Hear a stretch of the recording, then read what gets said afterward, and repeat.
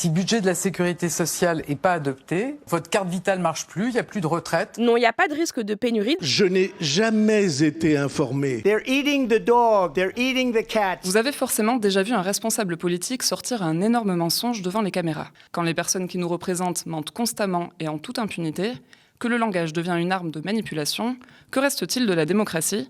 C'est la question que se pose Clément Viktorovitch dans son livre Logocratie, et il est notre invité aujourd'hui dans OZAP, On s'autorise à penser. Mais on s'autorise à penser dans les milieux autorisés. Alors ça, c'est encore un autre truc. Les milieux autorisés, vous y êtes pas, vous, hein.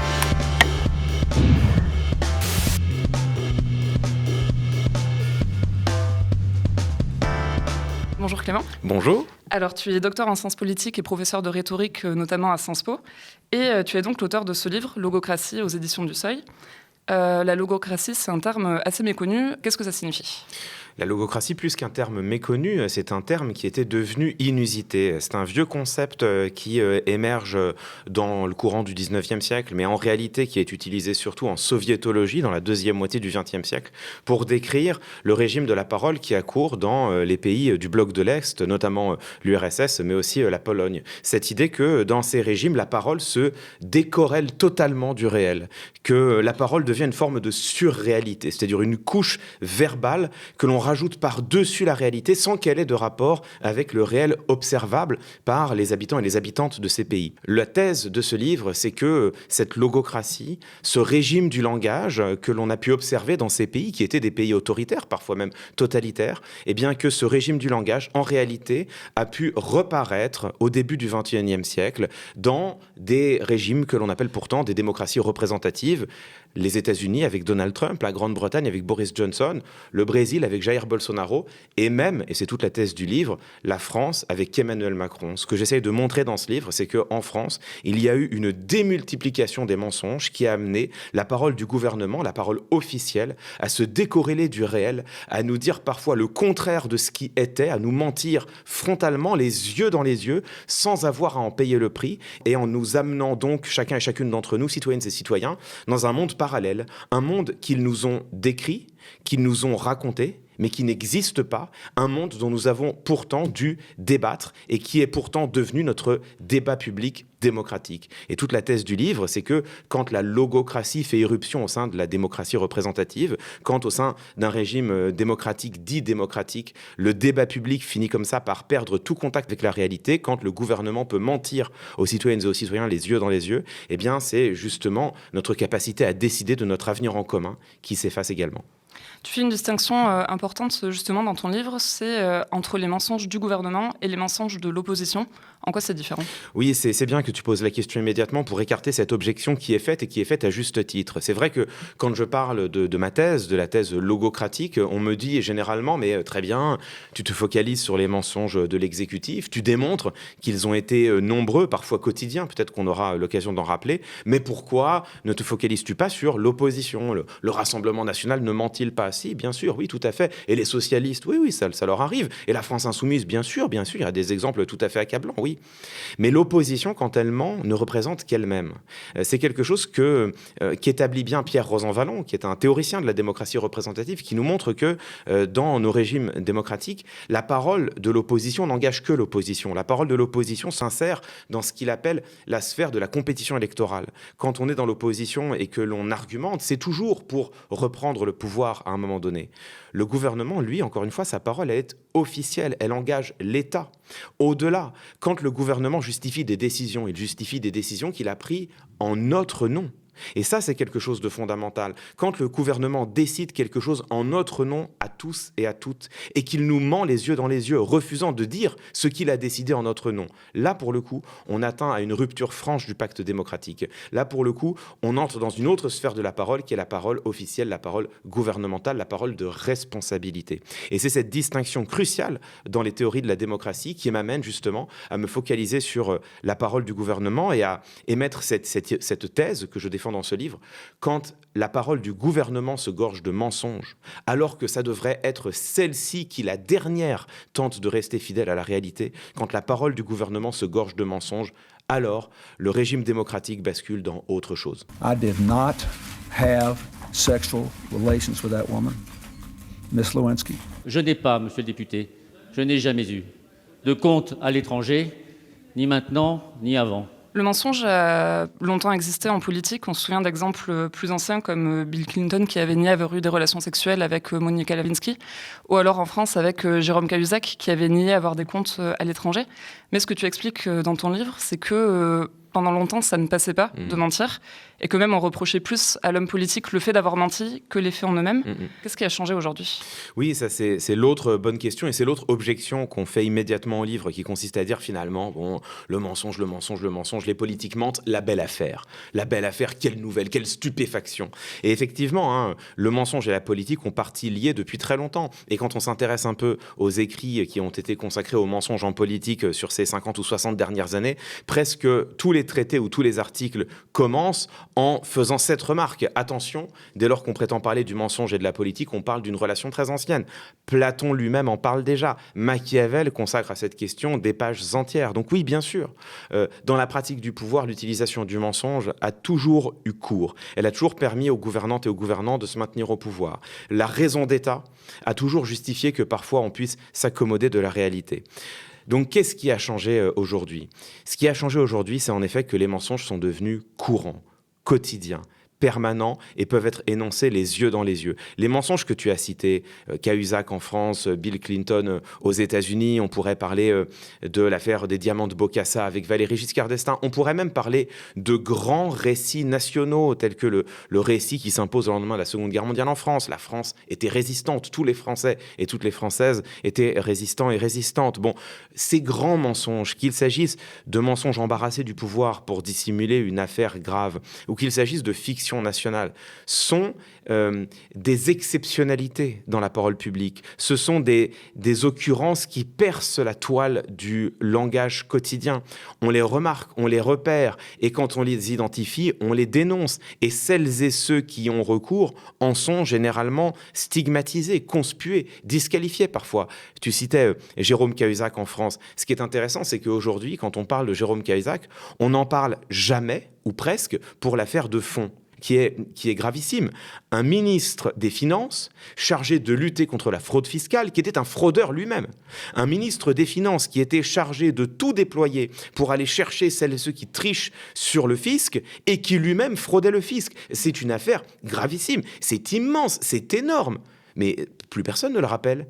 Plus personne ne parle de Cahuzac pour rappeler cela. On parle de Cahuzac pour rappeler son mensonge. Et lui-même l'a dit dans une interview, il a dit « C'est vrai, c'est la fraude fiscale qui m'a coûté mon poste, mais c'est le mensonge qui m'a coûté ma carrière. » De nombreuses analyses ont été émises qui vont dans le même sens pour Bill Clinton, en montrant qu'en réalité, l'adultère, la relation extra-conjugale, était jugée sérieusement par les Américaines et les Américains, mais ils lui auraient pardonné. Ils lui ont moins facilement pardonné son mensonge public. L'adultère privé, cela pouvait passer, le mensonge public, c'était plus difficile. Et donc, à chaque fois, jusqu'à une période récente, ce que l'on voyait, c'est que quand les politiques mentaient, c'est qu'ils n'avaient pas d'autre choix, pas d'autre expédient, pas d'autre recours. Et s'ils étaient attrapés, généralement, ils avaient à en payer un prix élevé. Ce qui n'est plus le cas aujourd'hui. Non, c'est plus le cas aujourd'hui. Et je pense que tout le monde peut le voir. Il suffit aujourd'hui d'allumer sa télé littéralement à n'importe quel moment quand Donald Trump parle pour écouter une parole qui est tissée de mensonges. Le mensonge, c'est la toile quotidienne des paroles de Donald Trump. C'est devenu une blague d'écouter Donald Trump pour voir quelle est la énième guerre qu'il a su régler dans les 24 dernières heures. Bon, et tout le monde sait que c'est faux, à tel point qu'il nous explique avoir réglé des guerres qui n'existent pas, qui n'ont jamais existé ou qui sont réglées depuis 25 ans. Cambodia and Armenia was just starting and it was a bad one. I said I stopped 7 wars.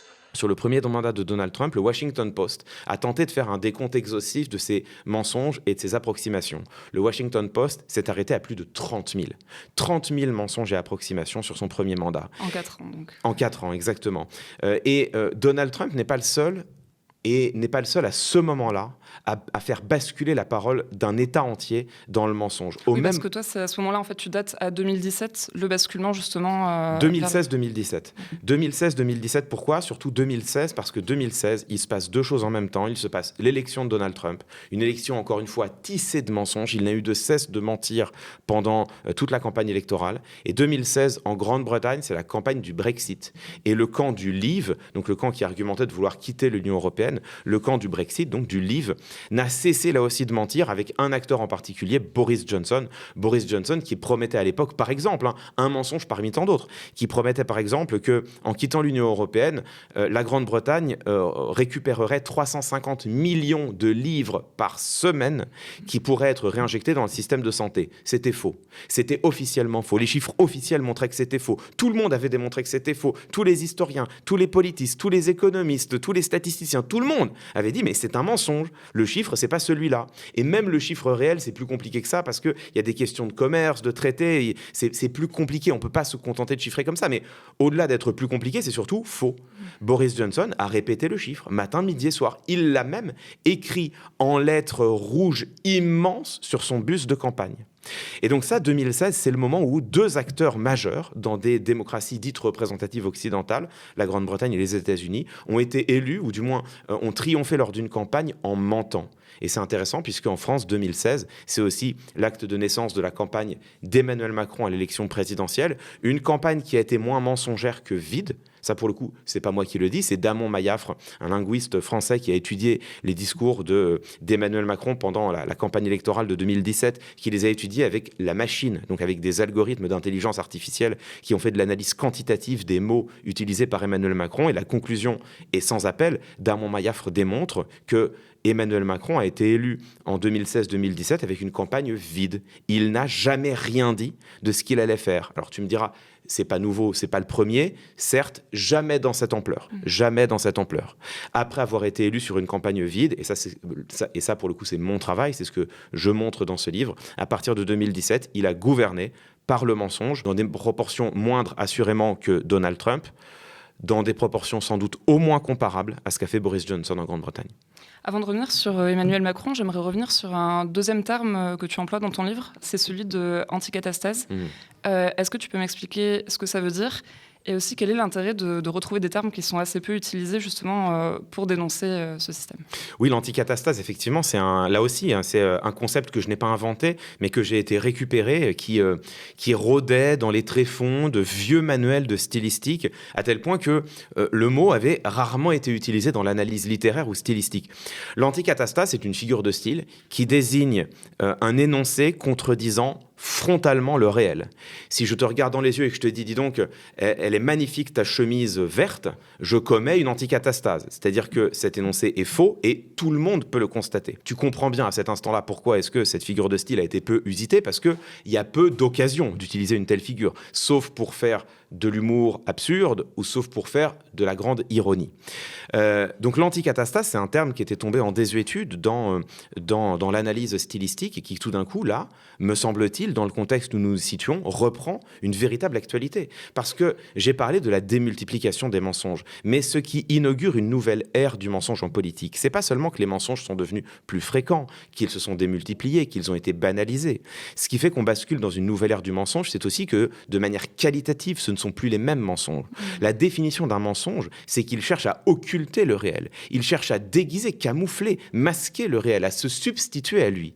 Mais là, les mensonges que l'on observe en politique sont des mensonges émis les yeux dans les yeux, qu'on n'a même pas besoin de débusquer puisqu'ils se débusquent tout seuls. Ils sont clairs, explicites et ils n'en sont pas moins réitérés, répétés, sans que leurs auteurs n'aient à en payer le prix. Et ça, comme quand on a par exemple Donald Trump qui, en plein débat à la présidentielle, parle des migrants qui mangent les chiens et les chats aux États-Unis, par exemple. Anticatastase parfaite. Donald Trump, en parlant des migrants haïtiens, il mange des chats et des chiens, il mange les animaux de compagnie. C'était pas seulement faux. Il n'y avait même pas le début du commencement d'un fait divers. C'était un pur récit. C'était une fake news pleine et entière.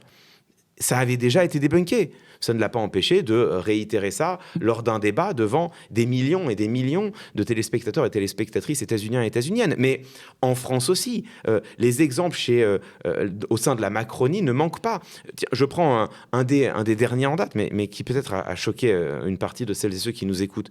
Elisabeth Borne. À l'époque, elle était simple députée, mais ancienne première ministre. Elisabeth Borne, on est sous le gouvernement de Michel Barnier qui affrontait sa première censure en novembre-décembre donc 2024. Elisabeth Borne, pour tenter de dissuader les oppositions de voter la censure, pour tenter de jeter sur elle et sur eux un opprobre a priori, et donc pour tenter de faire appel à l'opinion publique, dit publiquement dans une émission de télévision Si on vote la censure, vos cartes vitales cessent de fonctionner, les fonctionnaires ne sont plus payés, les retraites non plus. Fin de citation. C'était faux. Tout le monde a constaté que c'était faux. Tout le monde a constaté que la censure votée, on a adopté une loi spéciale, et puis derrière, tout s'est très bien passé, ou du moins beaucoup moins mal que ce qu'elle prétendait. Mais non seulement on a constaté que c'était faux, mais on le savait à l'époque. Il y avait déjà eu quantité d'articles écrits par des juristes pour montrer que, bien sûr, des voies de passage existaient, qu'on pouvait faire une loi spéciale, que c'était sans doute pas idéal, que c'était peut-être pas raisonnable, mais que c'était possible. Et qu'en tout cas, on allait pouvoir payer les retraites et continuer de faire fonctionner les cartes vitales.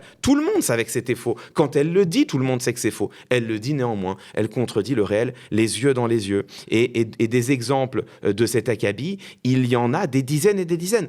Quelques mois plus tôt, avant cela, Sarah El Haïry.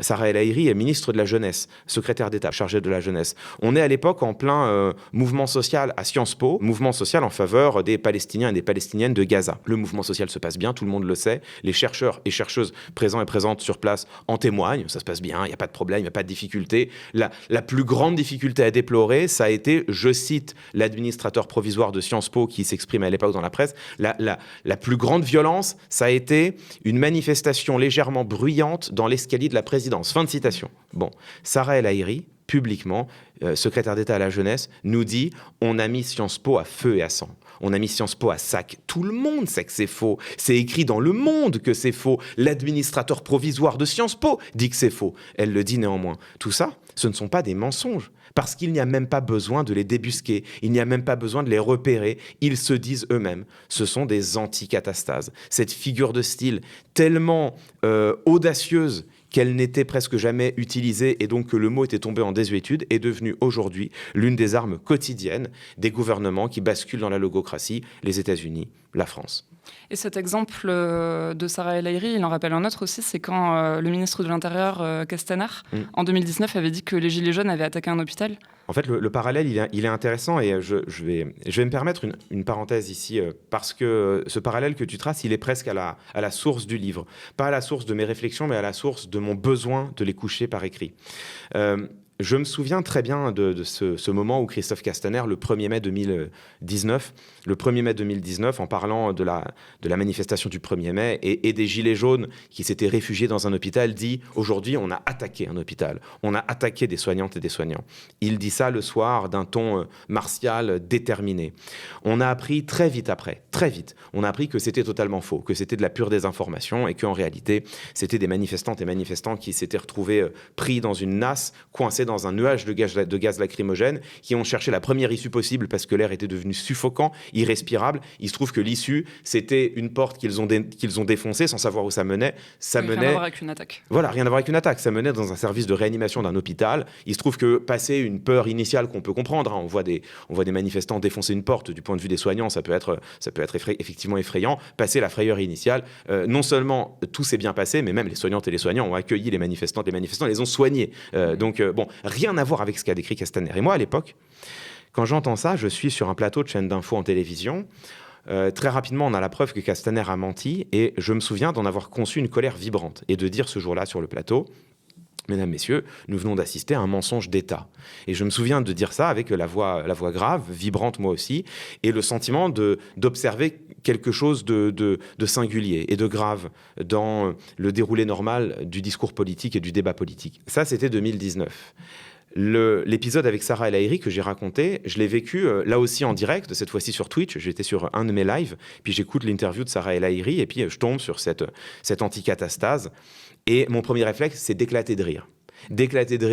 Et d'en plaisanter avec mes spectateurs et spectatrices, mes viewers et vieweuses, en disant, vous vous rendez compte quand même l'audace de cette secrétaire d'État. Et puis je m'arrête et je me souviens que dans une situation tout à fait comparable, un mouvement social pacifiste qui est stigmatisé comme violent, destructeur par un ministre. Donc les deux situations sont parallèles, totalement parallèles. Et je me souviens donc à ce moment-là que dans une situation tout à fait identique, quelques années plus tôt, j'avais ressenti non pas l'envie de rire, mais celle d'exploser de colère. Et là, je dis, en fait, il s'est passé quelque chose, non seulement dans le débat public, ce qui était, il y a encore quelques années, une verrue plantée dans notre débat démocratique est devenue la toile quotidienne du débat politique, Mais il s'est aussi passé quelque chose dans notre affect à chacun et chacune d'entre nous. Ce qui autrefois provoquait notre colère, désormais nous fait rire. On s'indigne plus. Exactement. Notre indignation s'est asséchée. Notre colère s'est épuisée. On a été tellement accoutumés à se voir mentir les yeux dans les yeux qu'on a fini par prendre ça à la rigolade, de peur, comme disait Figaro, de devoir être obligé d'en pleurer. Et c'est ce jour-là où je dis, eh bien, vous savez quoi ? C'est pas normal et c'est pas bien et c'est pas bon démocratiquement. Nous sommes légitimes à rester en colère, à rester indignés devant des situations comme celle-ci qui sont indignantes, qui sont graves démocratiquement. Et le jour où tout cela ne nous met plus en colère mais nous fait rire, c'est le jour où nous abandonnons quelque chose qui est notre droit citoyen à nous indigner, à nous révolter et à pointer du doigt ce qui est grave dans le débat démocratique. Et c'est ce jour-là où je dis, OK, il s'est passé quelque chose non seulement dans le débat démocratique, mais il s'est passé aussi quelque chose, semble-t-il, au sein de l'opinion publique, en tout cas chez certaines citoyennes et certains citoyens, dont moi, ça vaut peut-être le coup d'y consacrer un livre. Je reviens sur ce que tu disais sur le fait que les mensonges prennent de plus en plus d'ampleur au quotidien. On voit que des fois, on ne comprend même pas vraiment l'intérêt de mentir, comme je repense à la séquence avec Emmanuel et Brigitte Macron qui sortent d'un avion, où on voit Brigitte Macron mettre la main sur le visage d'Emmanuel Macron. La séquence a beaucoup tourné, et la première réponse de l'Élysée a été de dire qu'elle avait été générée par intelligence artificielle, alors même qu'il y avait des journalistes qui avaient pris ces images-là sur le tarmac. Comment on peut expliquer que même des situations comme ça, où on n'a pas besoin de se sortir de quelque chose, on va quand même mentir par réflexe? La commodité, la simple commodité, le simple fait de se dire finalement, dans cette situation vaguement embarrassante, hein, où on n'a pas envie que le chef de l'État soit obligé de commenter quelque chose ayant trait à sa vie privée, mentons.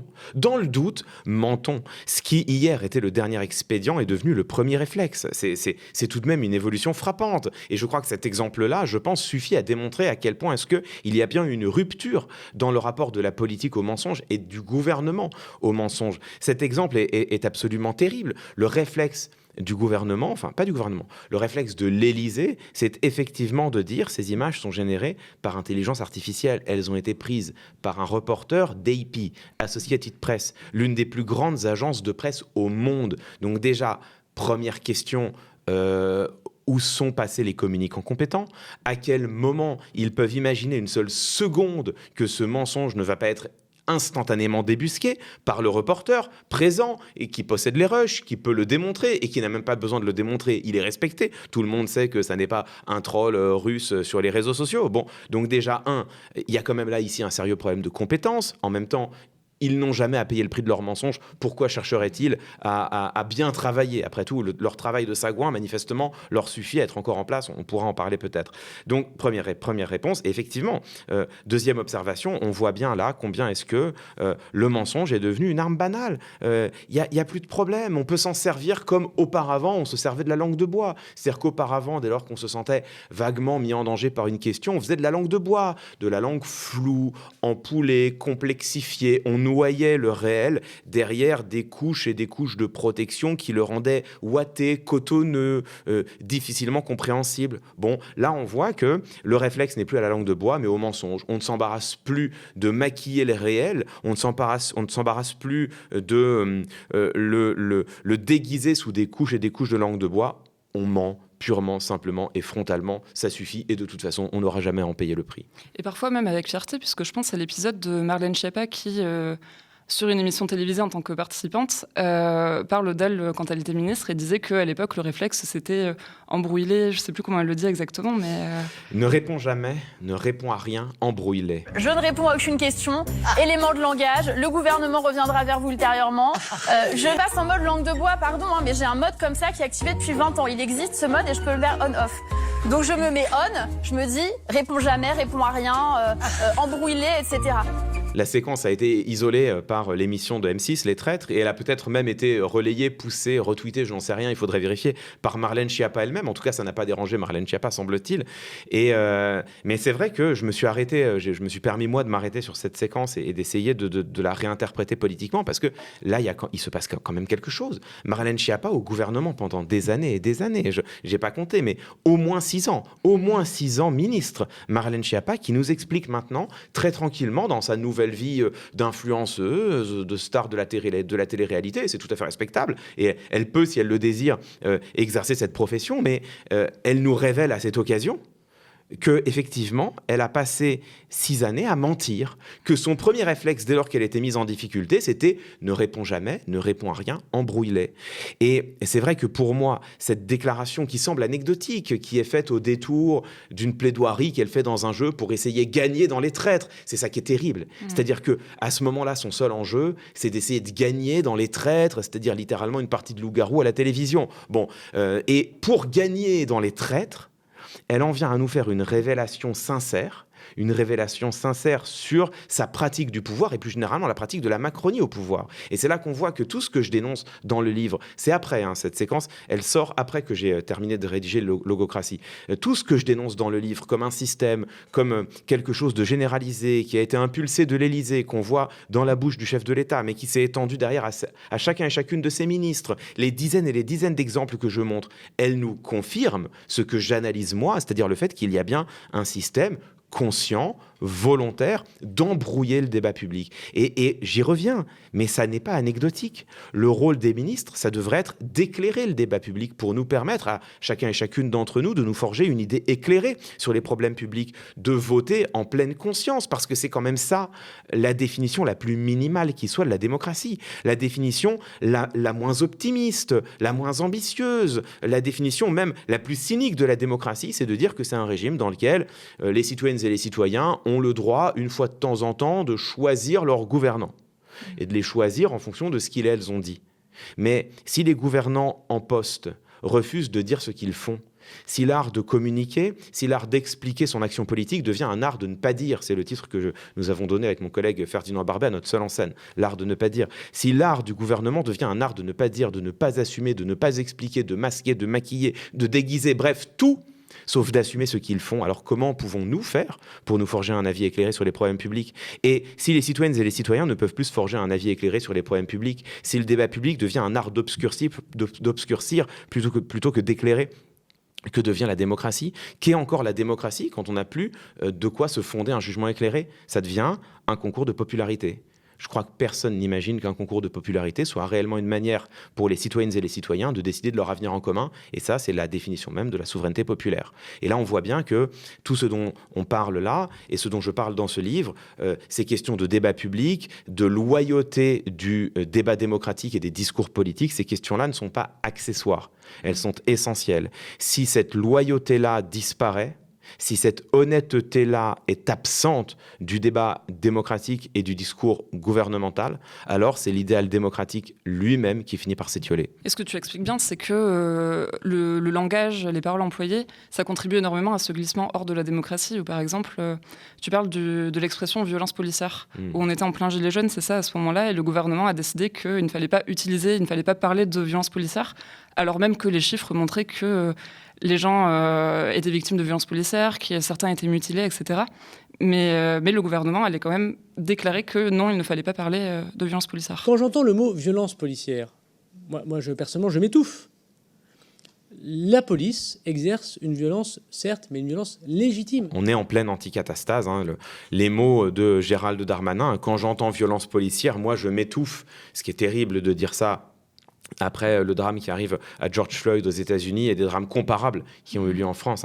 Quand j'entends violence policière, je m'étouffe, alors que ce sont les violences policières qui ont littéralement étouffé à mort des individus aux États-Unis, mais aussi en France, exactement. Emmanuel Macron qui dit « Ne parlez pas de violence policière », le mot est inacceptable dans un état de droit. Oui, c'est le mot qui devient inacceptable et non pas les réalités qu'il y a derrière. Donc on nage en pleine anticatastase, et c'est vrai qu'au moment où les différents ministres de l'Intérieur, on pourrait parler de Castaner également, au moment où les différents ministres de l'Intérieur réitèrent à chaque fois ces affirmations-là jusqu'au président de la République, et bien au même moment, nous avons des enquêtes de journalistes, des décomptes indépendants, des rapports du Défenseur des droits, des rapports d'Amnesty International, des rapports du Conseil des droits de l'Union européenne, des rapporteurs spéciaux aux droits de l'homme de l'ONU, qui s'empilent littéralement, et qui tous vont dans la même direction. Il y a en France un usage déraisonné et un usage disproportionné de la force à l'égard des manifestants. Ça, c'est la manière polie et juridique de dire qu'il y a de la répression policière et non plus du maintien de l'ordre lors des manifestations en France. Mais c'est très grave. Le fait de manifester, le droit de manifester est un droit essentiel en démocratie. J'en reviens à Pierre Rosanvallon. Pierre Rosanvallon nous explique bien là aussi que dans une démocratie représentative, tenter pour le peuple de faire échec aux décisions du gouvernement, c'est un des droits essentiels du peuple en démocratie représentative. C'est un des rares droits, d'ailleurs, essentiels du peuple en démocratie représentative. Il appelle ça le pouvoir de veto. Donc là, ce à quoi on touche, c'est une composante essentielle de la souveraineté populaire, au fond. Quand on parle du droit de manifester, on parle d'une des composantes les plus essentielles, fondamentales de la démocratie. J'ai l'air de brasser des banalités et d'enfoncer des portes ouvertes, mais je le fais parce que ça ne va plus de soi aujourd'hui. Le droit de manifester en France a été réprimé. Et là, je parle d'études, je parle de rapports, je parle d'arguments surplombants, mais je pense que, j'imagine que tu as la même expérience que moi. Moi, quand je parle autour de moi des manifestations, quand je demande à mes amis, quand je demande à mes viewers et viewers sur Twitch, alors, est-ce que vous allez manifester samedi ? Je reçois de plus en plus de témoignages de gens qui me disent « Non, je viens pas, j'ai la trouille. Je ne descends pas manifester, j'ai la trouille. » On a peur, en France, aujourd'hui, de descendre énoncer son avis dans la rue. Est-ce qu'on se rend compte d'à quel point est-ce que là, l'état de droit, c'est-à-dire le respect des droits fondamentaux des citoyennes et des citoyens, a reculé. Et ça, c'est l'une des choses que je montre dans le livre, effectivement, c'est que à partir du moment où le langage peut s'imposer sur le réel, ce que l'on n'aurait pas pu dire autrefois, on peut le faire aujourd'hui.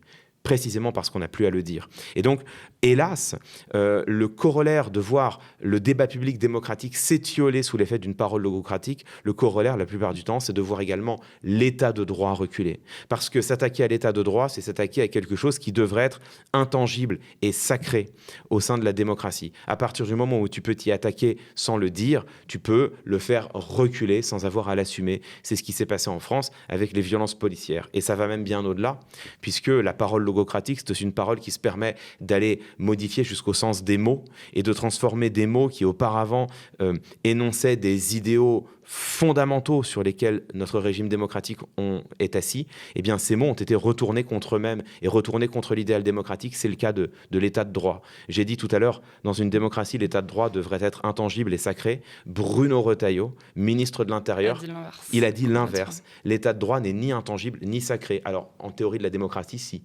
Quand on regarde les théories de la démocratie, quand on vient rechercher ce qu'a dit Jürgen Habermas sur la co-originalité des droits de l'homme et de la souveraineté populaire, il nous explique bien, les philosophes du politique nous expliquent bien que si, justement, l'état de droit, il est sacré et intangible en démocratie.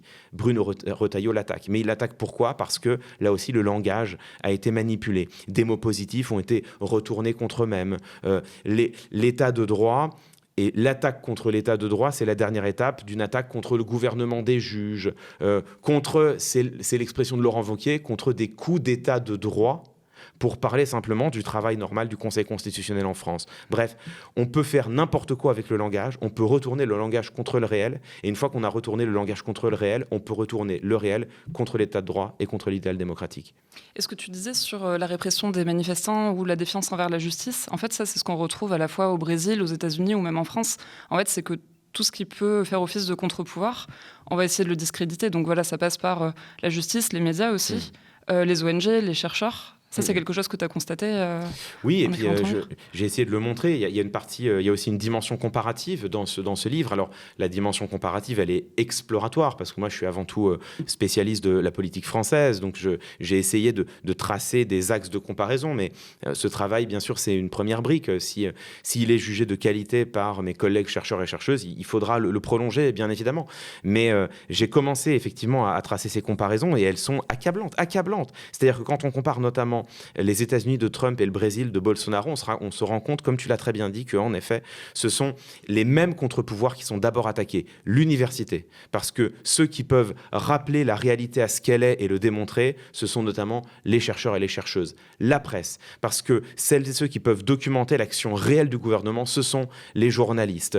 Les ONG, parce que celles et ceux qui sont justement les gardiennes des droits fondamentaux des citoyennes et des citoyens, ce sont notamment les ONG. Eh bien, ces trois groupes ont été attaqués aux États-Unis violemment, au Brésil violemment, avec parfois des reculs fondamentaux des droits sur ces trois contre-pouvoirs dans ces deux pays. Et quand on regarde en France, alors ça a été peut-être moins vif, peut-être moins net, mais ça a été clair, Néanmoins, des attaques contre l'université, il y en a eu, on a déjà oublié, mais il y a une loi de réforme des universités qui date de maintenant il y a quelques années, dont l'ambition était de pénaliser l'occupation illégale d'un campus, c'est-à-dire les grèves étudiantes. De pénaliser, c'est-à-dire que faire une grève étudiante et occuper son campus, comme les étudiantes et les étudiants le font depuis des générations et des générations maintenant, ça devenait passible de condamnation.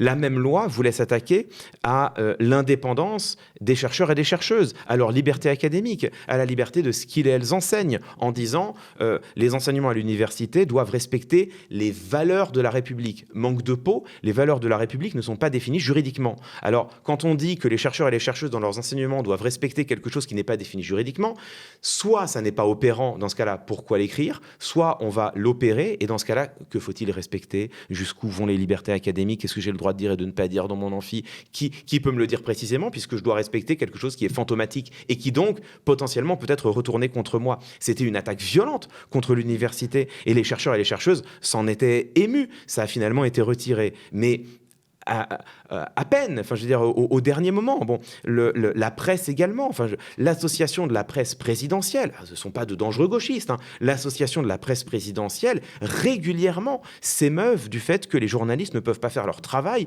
dans la couverture de l'action du chef de l'État. Régulièrement, l'APP, l'association de la presse présidentielle, dit mais c'est scandaleux, le chef de l'État a fait un déplacement, la presse devrait pouvoir le couvrir, on n'a pas été invité, on n'a pas été prévenu, on a même été tenu à l'écart. Et, ajoute l'association de la presse présidentielle, si ça se passait dans d'autres pays, la presse française titrerait que ces pays-là... Vous serez la première à s'en offusquer. Mais bien sûr, et que dans ces pays-là, on voit un recul démocratique. C'est devenu le quotidien en France. Et je pourrais enchaîner comme ça les exemples. Donc effectivement, un pays qui bascule dans la logocratie va en premier lieu tenter de s'attaquer aux vigies, aux contre-pouvoirs qui peuvent justement documenter cette bascule. Ce sont toujours les mêmes. Et en France aussi, on observe qu'ils sont attaqués. Aujourd'hui, on bascule dans quelque chose un terme que les gens connaissent plus, c'est l'ère de la post-vérité. Tu dis dans ton livre qu'aujourd'hui, la vérité n'est plus érigée comme une valeur absolue. Elle a été remplacée par quoi, cette valeur? L'ère de la post-vérité, c'est ce qui a permis la bascule logocratique. C'est vrai que c'est la question suivante. Une fois qu'on a dit qu'il s'est passé quelque chose en 2016-2017, pas seulement aux États-Unis, en Grande-Bretagne, mais aussi dans d'autres pays du globe. Encore une fois, le Brésil, la France, l'Argentine quelques années plus tard. Bon. Une fois qu'on a dit ça, la question qui se pose, c'est qu'est-ce qui s'est passé? Qu'est-ce qui fait qu'à ce moment-là, étonnamment, un peu partout, une bascule s'opère? Et c'est là où il faut se connecter à des travaux de sociologues qui sont plus généraux, qui sont les travaux centrés justement, sociologues, philosophes d'ailleurs, centrés sur l'avènement de cette ère de la post-vérité. C'est un concept qui circule de plus en plus, qu'on voit de plus en plus employé. C'était le mot de l'année en 2016. L'année est intéressante pour les dictionnaires Oxford. L'ère de la post-vérité, c'est un état du débat public. Contrairement à la logocratie qui est une pratique du pouvoir, l'ère de la post-vérité, c'est un état du débat public. C'est le moment où s'installe chez les citoyennes et les citoyens une forme d'indifférence au vrai et au faux. C'est-à-dire que, comme tu l'as très bien dit, le vrai n'est plus une valeur primordiale. La valeur qui prime, c'est ce que j'ai envie de croire. Je préfère croire non pas ce qui est vrai, mais ce qui m'arrange. Pourquoi ça m'arrange? Ça m'arrange parce que ça me conforte dans ce que je pensais déjà et ça m'évite d'avoir à changer d'opinion. Ça m'arrange parce que c'est ce qui est le plus proche de mes valeurs et ça m'évite à avoir à me remettre en question. Ça m'arrange parce que c'est ce que pense tel groupe auquel j'appartiens, une association, un mouvement militant, un parti politique, un courant de pensée, et je n'ai pas envie de penser contre le groupe. Donc, je vais avoir tendance à croire ce qui m'arrange plutôt que ce qui est vrai. Si ce qui m'arrange est vrai, tant mieux. Le vrai reste une réelle. Le vrai reste une valeur, mais plus une valeur primordiale. Et ça s'installe, et ça a été assez bien étudié, ça s'installe notamment par le biais des espaces numériques algorithmés, c'est-à-dire... Alors la phrase, évidemment, elle est toujours un peu gênante parce qu'elle est beaucoup employée, elle est souvent fausse. En l'occurrence, elle est un petit peu vraie. C'est quand même un peu la photo réseaux sociaux. Et on s'est rendu compte, en effet, que les réseaux sociaux ont tendance à nous enfermer dans des chambres d'écho. Alors, le terme n'est pas encore très connu. On connaît peut-être un peu plus le terme de bulle de filtre, qui est un quasi-synonyme. Je ne rentre pas dans les détails. Nous avons tendance à être enfermés dans des chambres d'écho, des bulles de filtre, où ce que nous entendons prioritairement, c'est l'écho de notre propre pensée. Nous sommes confortés en permanence dans ce que nous pensions. Donc, quand un politique que nous apprécions nous ment, on est exposé au mensonge, on est très peu exposé au débunkage. Si on on est exposé au débunkage, on a tendance à les balayer d'un revers de la main en disant oui, mais ça vient d'une source qui n'est pas fiable, ça vient d'une source qui est biaisée, ça vient d'une source militante, oui, mais celui-là, de toute façon, il est gorgé de haine, oui, mais celle-là, de toute façon, elle passe son temps à dire n'importe quoi. Et donc, c'est comme cela que Donald Trump peut se permettre de mentir continuellement, en contredisant frontalement la réalité. Et c'est pour le coup bien documenté aux États-Unis. Les Trumpistes sont exposés à ces mensonges et sont très peu exposés aux contradictions. Et donc aujourd'hui, on vit dans un espace public qui est paradoxal. Il est à la fois hyper contradictoire du fait des réseaux sociaux et que tout le monde a aujourd'hui droit à la parole. On ne peut rien dire sans être immédiatement contredit. Et en même temps, il est hypo-contradictoire, puisque même si je suis contredit, ceux auxquels je m'adresse seront très peu exposés à cette contradiction. Et c'est cet espace public qui fait que s'installe une forme d'indifférence au vrai et au faux. On finit par se dire, oh, peu importe que ce soit vrai, ce qui compte, c'est que c'est vraisemblable, c'est que ça pourrait être vrai. Et puis ça m'arrange, et puis oh, il s'est bien passé quelque chose un peu de cet ordre-là. Et s'installe donc cette indifférence au vrai et au faux, et on bascule dans la logocratie quand un gouvernement décide d'utiliser à son profit la post-vérité pour faire du mensonge une arme du quotidien. Comment on fait alors pour lutter contre la logocratie ? Tout à l'heure, tu me parlais de colère légitime. Ouais. La première chose, c'est cela, je pense. La première réponse, je crois, réellement, ce sera de reconquérir notre indignation. Je crois que la réponse à la logocratie, la réponse citoyenne à la logocratie, elle est émotionnelle. Je le dis avec force et avec d'autant plus de force que je parle en tant que également professeur de rhétorique. Et c'est vrai que quand on parle de rhétorique, et moi-même d'ailleurs, je l'ai dit à juste titre, on a tendance à se méfier des émotions, en disant attention, nos émotions peuvent parfois obscurcir notre esprit critique, ce qui est parfaitement vrai, parfaitement documenté. Mais j'ai aussi toujours dit, ne disqualifions pas brutalement les émotions, parce que certes, elles peuvent obscurcir notre esprit critique, mais elles peuvent également favoriser la prise de conscience.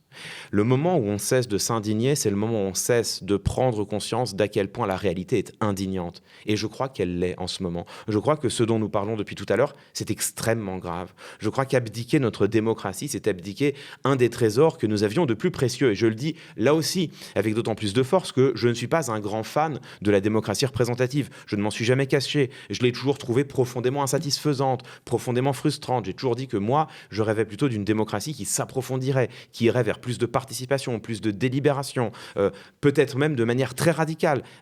C'est le cœur de tout mon travail que je fais comme chercheur depuis maintenant une vingtaine d'années. Eh bien, cette démocratie représentative que j'ai toujours combattue, j'en viens aujourd'hui à la défendre parce qu'elle est face à un péril plus grand encore, le péril logocratique qui menace ses fondements même, ses idéaux même. Et je crois que c'est grave ce dont nous parlons. Et que ça, il faut réussir à en prendre conscience et qu'il est naturel de s'en indigner. Donc je crois que la première chose, ce sera de réhabiliter la colère comme une émotion citoyenne saine. Se mettre en colère quand un homme politique nous ment les yeux dans les yeux, je pense que c'est la moindre des choses. Je pense que c'est pas une réaction violente, brutale, verbeuse, le sang, la fureur. Non, c'est normal en tant que citoyennes et citoyens de vibrer de colère quand on nous ment, alors que ceux qui mentent sont des gens qui parlent, qui prétendent parler en notre nom. Donc je pense que ça, c'est la première des choses.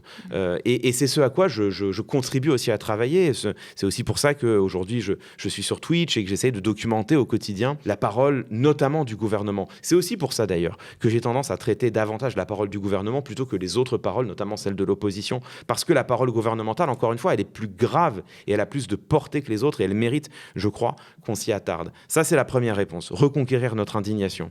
Et ensuite, je ne sais pas. Je crois profondément que le remède à tout cela, le remède à la logocratie, ce sera justement de rechercher une bascule vers vers une toute autre chose. Et cette toute autre chose, selon moi, ça doit être une démocratie délibérative, une démocratie participative. Selon moi, on ne sortira pas de tout cela en allant demander poliment aux responsables politiques de bien vouloir, s'il vous plaît, nous dire la vérité. Non, c'est pas comme ça que ça se passe. Le pouvoir, il ne se quémande pas, il se prend. Et moi, je crois que quand je dis ça, c'est pour le peuple faire pression de plus en plus souvent pour faire évoluer les institutions, pour retirer une partie du pouvoir aux mains des représentants et la reprendre en notre nom propre. Justement, aller vers un régime participatif, délibératif, où la voix des citoyennes et citoyens sera bien plus valorisée, où elle sera capitale, où elle participera directement à l'élaboration des décisions.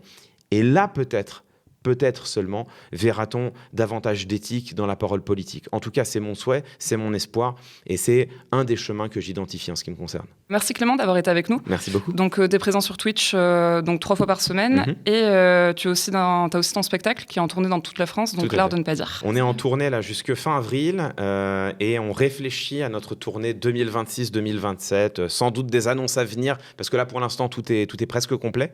On a la chance de jouer beaucoup et dans des très belles salles, et les gens sont présents, et c'est un privilège inouï. Et donc on est en train de réfléchir à la tournée 2026-2027. Donc je ne sais pas où est la caméra, mais voilà, suivez les choses, ça arrive bientôt. Merci beaucoup. Merci beaucoup. Et merci à vous de nous avoir suivis. Grâce à vos dons, le média a récolté plus de 200 000 €. Pour continuer à nous aider à concurrencer l'empire médiatique des milliardaires, rendez-vous sur notre site soutenez.lemediatv.fr.